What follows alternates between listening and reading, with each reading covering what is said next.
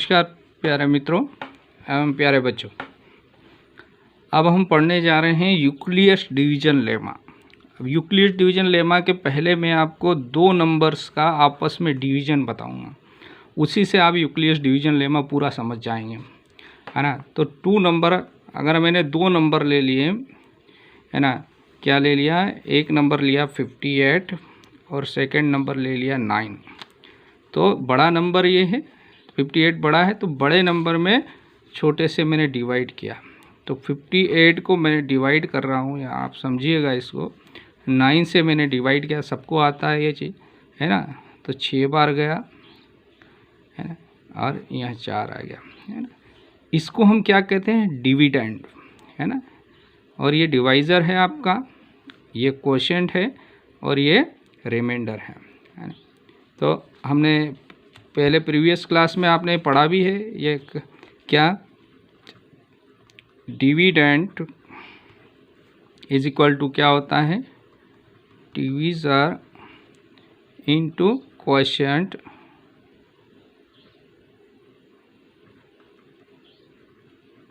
और plus remainder.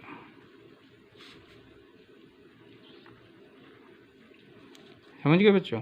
अब यहाँ पर मैं आपको समझाने के लिए, अगर इसको ये 9 जो है और ये है, अगर ये डिविडेंड को अगर मैं ए नाम दे देता हूँ, इसको बी नाम दे देता हूँ, क्वोशिएंट को क्यू नाम दे दिया मैंने, और रिमाइंडर को क्या नाम दे दिया बच्चों, आर, है ना। तो अगर मैं इसको लिखूँगा तो कैसे लिख सकता हूँ, ये डिविडेंड यानी ए है, ए को किससे डिवाइड कर रहे हैं, बी से डिवाइड कर रहे हैं, है ना। तो क्या मिल रहा, डिवाइड कर रहे हैं तो क्वोशिएंट मिला क्यू, और नीचे ये क्या मिला, रिमाइंडर आर। समझ गए।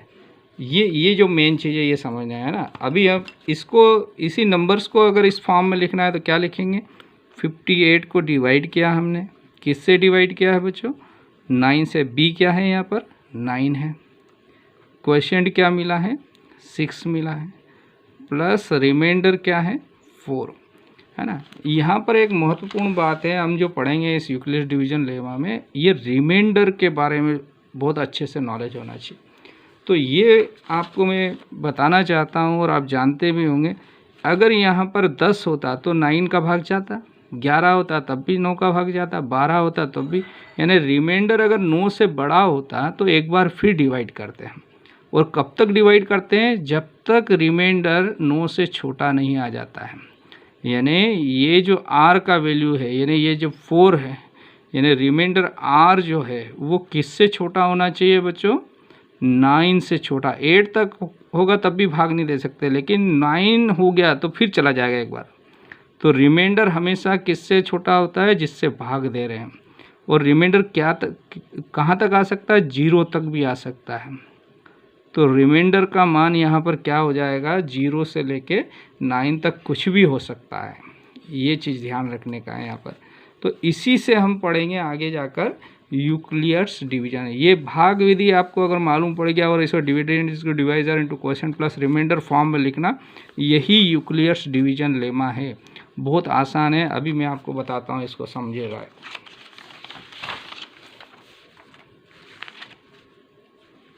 यूक्लियस डिवीजन लेमा, है ना। तो यूक्लियस डिवीजन लेमा क्या है, आपको पहले मैं लिख के देता हूँ, फिर एक बार और समझाता हूँ। तो यूक्लियस डिवीजन लेमा को हम शॉर्ट फॉर्म में इस प्रकार से EDL लिखेंगे। Euclid's division lemma is a restatement, मैं क्या लिख रहा हूँ इसको ध्यान देना आप, restatement of the long division, अभी जो करके बताया आपको, लॉन्ग डिवीज़न प्रोसेस, है ना, वही यूक्लियस डिवीजन लेमा है।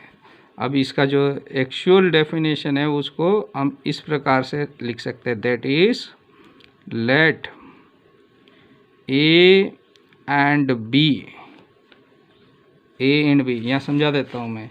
अभी हमने जैसा वहाँ भाग दिया था, क्या 58 को डिवाइड किया था, किससे डिवाइड किया था, 9 से। तो क्वोशिएंट 6 मिला था और रिमाइंडर 4 मिला था, है ना। हमने इसको क्या नाम दे दिया था, इसको नाम दिया था ए, इसको क्या दिया था बी, इसको दिया क्वोशिएंट क्यू और इसको रिमाइंडर आर। तो यहाँ आप समझिएगा, ए को हम बी से डिवाइड, ए और बी दो क्या है, दो इंटीजर है, any two positive integer, positive integer, A और बी दो कोई पॉजिटिव इंटीजर है ना, then there exist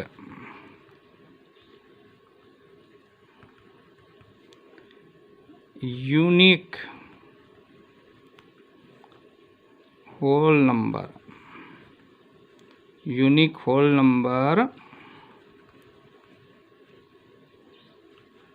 Q and R such that, ये सिर्फ लिखने का तरीका है।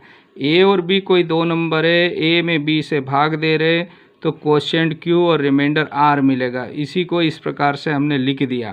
तो ये किस प्रकार से हमको क्या मिल रहा है यहाँ पर कि Q, तो इसको आपको डिविडेंड डिविजन वाले फॉर्म में लिख देना है। तो क्या लिखा, ये डिविडेंड है यानी ए को भाग दे रहे किससे, बी से, तो क्वोशिएंट Q मिल रहा है प्लस रिमाइंडर R। और जहाँ पर मैंने अभी बताया था आपको, ये रिमाइंडर इससे हमेशा छोटा होगा, तो R किससे छोटा होगा, B से। कहाँ तक, 0 तक हो सकता है, 0 से बड़ा होगा और B से हमेशा छोटा रहेगा। यही आपका यूक्लिड्स डिवीजन लेमा है। इसी के आगे हम पढ़ते हैं, तो अब आगे पढ़ेंगे यूक्लिड्स डिवीजन एल्गोरिथम। एल्गोरिथम यानी सवाल हल करने के तरीके को, यानी लिखने के तरीके को हम एल्गोरिथम कहते हैं यहाँ पर, है ना। तो एल्गोरिथम को समझने के लिए मैं आपको समझाता हूँ क्या है एल्गोरिथम, यानी यूक्लिड्स डिवीजन एल्गोरिथम इज एक प्रकार की टेक्निक है या प्रोसेस है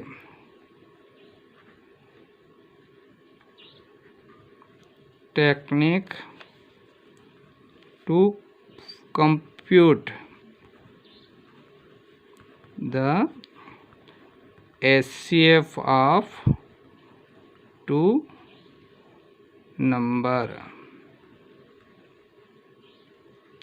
मीन्स क्या है, यानी दो नंबर दिए हैं, उनका HCF डिवीजन मेथड से HCF निकालते हैं और उसको इस फॉर्म में लिखने के तरीके को ही हम क्या बोलते हैं, एल्गोरिथम बोलते हैं। सवाल को जो हल करेंगे उसी को हम एल्गोरिथम बोलेंगे, है ना। एग्जाम्पल के लिए मैं बताता हूँ आपको, एक एग्जाम्पल ले लिया हमने, क्या लिया, लेट एक एग्जाम्पल लेते हैं, है ना। क्या लिखा, find the HCF of 18 and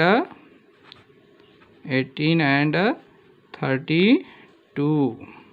एक एग्जाम्पल लिया, इन दोनों नंबर का HCF निकाल रहे हैं हम।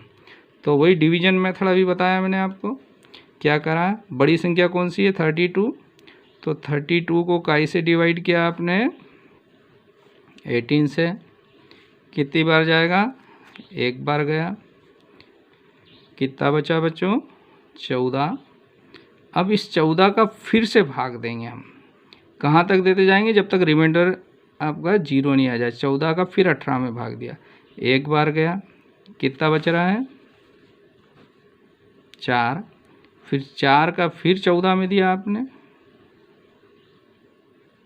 है ना, 3 बार गया, 12। कितना बचा, 2। इस 2 का फिर भाग दिया आपने 4 में, 2 बार गया, तो यहाँ रिमाइंडर 0 बच गया। जहाँ रिमाइंडर 0 बच गया, आपकी प्रोसेस बंद कर देना। अब ये जो हमने लिखा है यहाँ पर, इसको यूक्लिड्स फॉर्म में लिख देना ही आपका एल्गोरिथम कहला गया। और HCF उससे निकल गया हमारा। तो यहाँ पर HCF क्या हो गया आपका, यहाँ पर HCF हुआ ये 2, ठीक है ना। अगर हम इससे निकालते तो 2 लिखते। अब करना ऐसे ही है, और इसको यहाँ लिखने का जो तरीका है यूक्लिड्स फॉर्म में वही एल्गोरिथम है, और आगे सवाल को आपको ऐसे ही लिखना पड़ेगा। तो यहाँ पर इसको जब हल करेंगे तो क्या लिखेंगे, बाय अप्लाइंग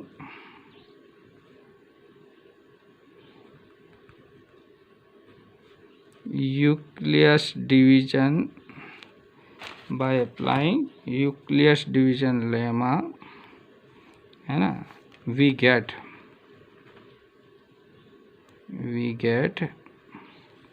क्या मिलेगा।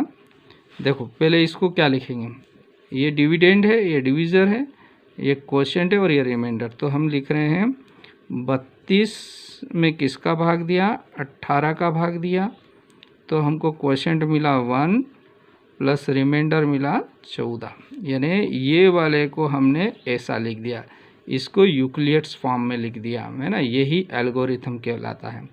फिर आगे 18 में किससे डिवाइड कर रहे हैं, 14 को, तो 18 को डिवाइड किया 14 से, क्वोशिएंट मिला 1 और रिमाइंडर मिला 4, है ना।